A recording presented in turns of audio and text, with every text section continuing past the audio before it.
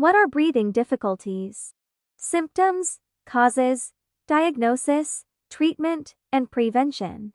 Causes and risk factors for breathing difficulties.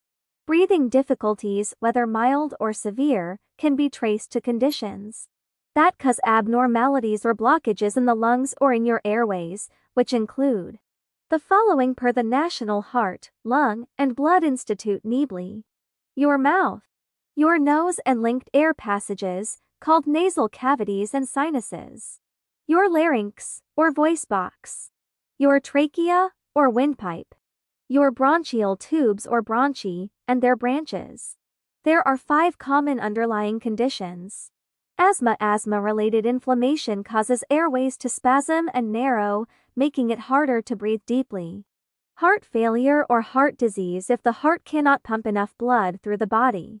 Too little oxygen reaches your tissues, which can affect breathing. Being out of shape when your muscles and heart are weakened by inactivity, it can make breathing more difficult. How are breathing difficulties diagnosed? The first thing your doctor will do, explains Maxfield, is take a medical history that will include the following questions.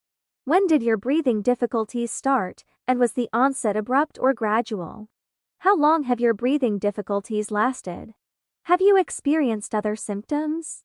For example, dyspnea coupled with swelling in the feet and legs might indicate heart failure. High fever would usually signal an infection. And chest pain could be cardiac-related or associated with a blood clot in the lung.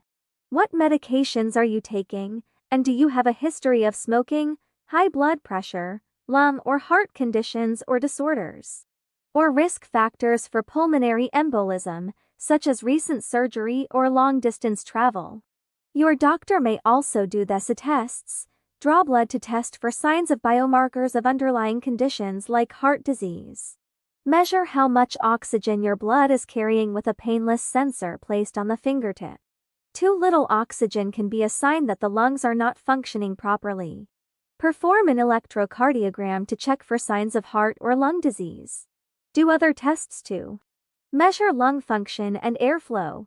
Or order a chest X-ray to look for evidence of a collapsed lung, pneumonia, and other lung and heart abnormalities. The diagnosis and treatment of dyspnea is sometimes made more difficult by the presence of more than one underlying health problem, which can happen often in older people. Prevention of breathing difficulties. Stay hydrated. Taking in plenty of fluids helps keep the mucus in your respiratory system thin, so it can trap large particles that you breathe. This helps your lungs cleanse themselves. Be active. Like the rest of your body, vigorous activity gives your lungs a good workout, which helps expand their capacity. Lose weight if your body mass index BMI is 30 or higher. Being significantly overweight or obese forces your heart and lungs to work